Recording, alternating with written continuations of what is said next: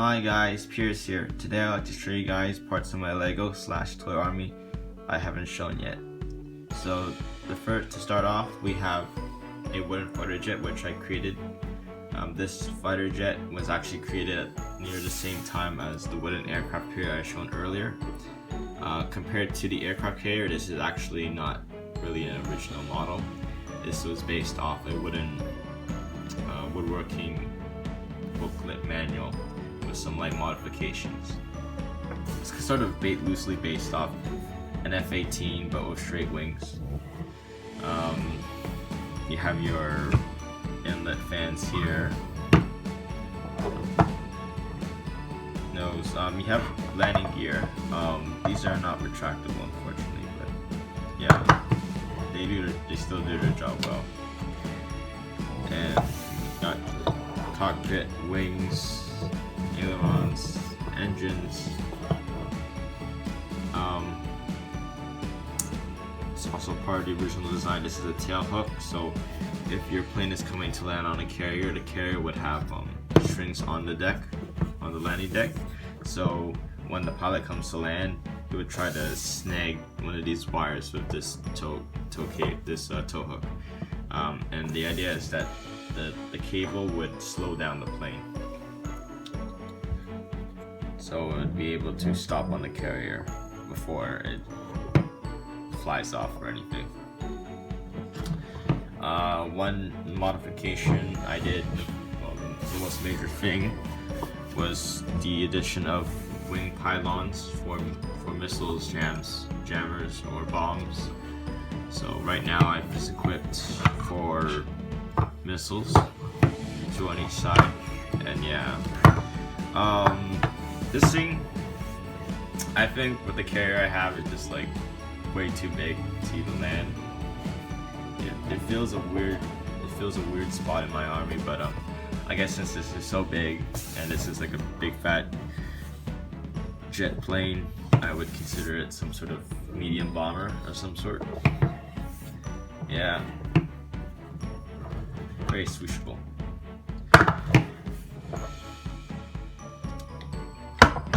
Another part of the army is actually this random F-16 some sort of pullback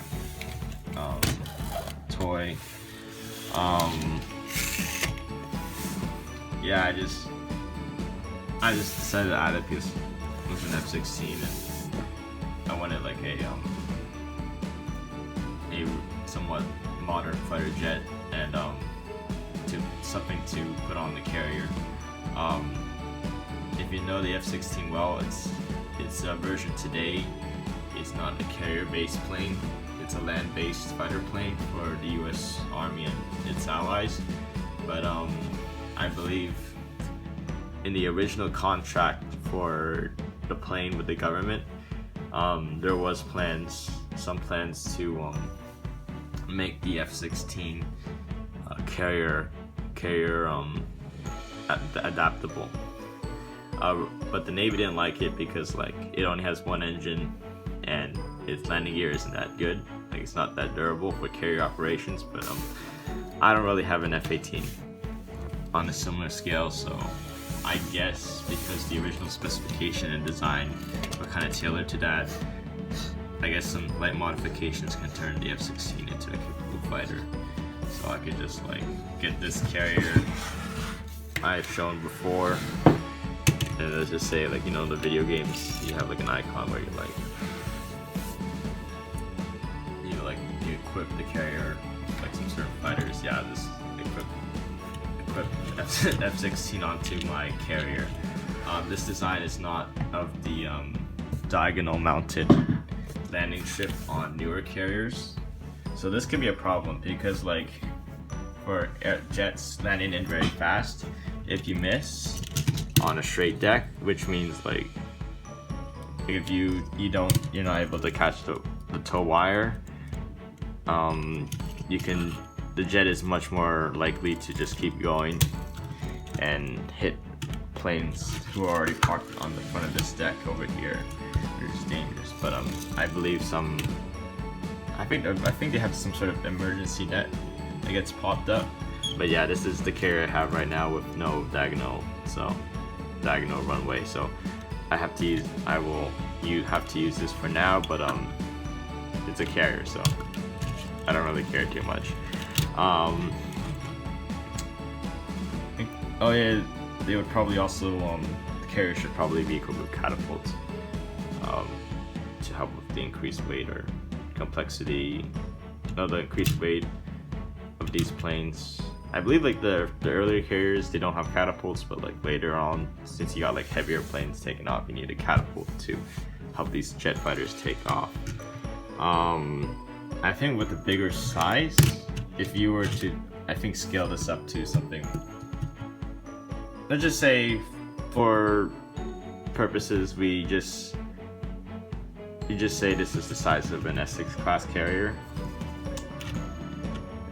You could with like no diagonal deck, like said, you could probably fit 4, maybe 5 squadrons of 4 F-16s each if you're really stretching it.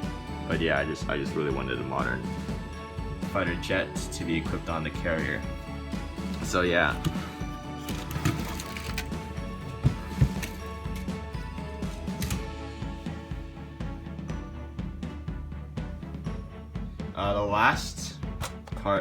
The last piece of equipment I haven't really shown in the army is this amphibious assault vehicle. This is sort of like this is used by the US. I haven't really seen other countries use it. This is not Lego, this is like a Tamiya model. This is actually my first Tamiya model I built.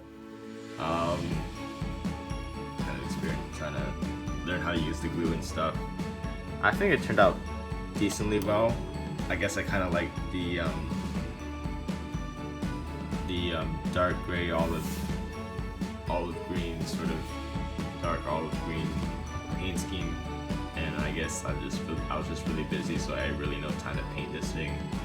But yeah, this is I guess compared to all the other APCs I have, or things that can qualify as an APC, this is more specialized as an amphibious landing APC.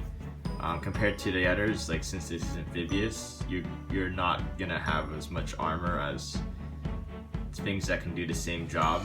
Like an AT Walker, I think basically can take like a lot more. Like it can take a maybe tank a missile launcher, light anti-tank guns or anti-infantry guns. Yeah, the ATT can do that. The other APC which I showed probably maybe even slightly beat the ATT Walker, but yeah, this thing, I since it's amphibious, it really has to give out that armor because it has to float. It has to be under a certain weight limit. I'm gonna guess it's probably resistant to or immune to small arms fire. But like once you get into like small caliber cannons, yeah, this thing is gonna die quickly. So yeah, just keep this near the shore or near the water. It does have some armament. It's not as impressive, but it still does. You have a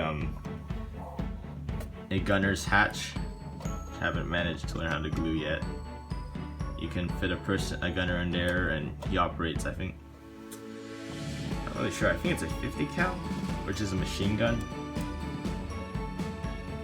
Full 360-degree rotation. You got some smoke launchers. You got a hatch for a driver or a commander. Drivers. Just quickly fix that over here.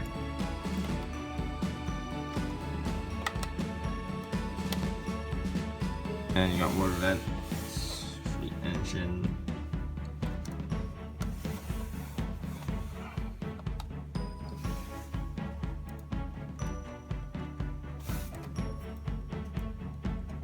It is tracked, so there is some mobility advantage to this. And oh, and since this is a lot bigger than that other APC, the 6-wheeler. This and has less armament. This thing can actually carry a lot more troops into battle, like a lot more. So you can open these hatches in the back, and then you can like put in a couple of like infantrymen into there. I wouldn't do that because they kind of get stuck, but it is really cool. I think with this size you can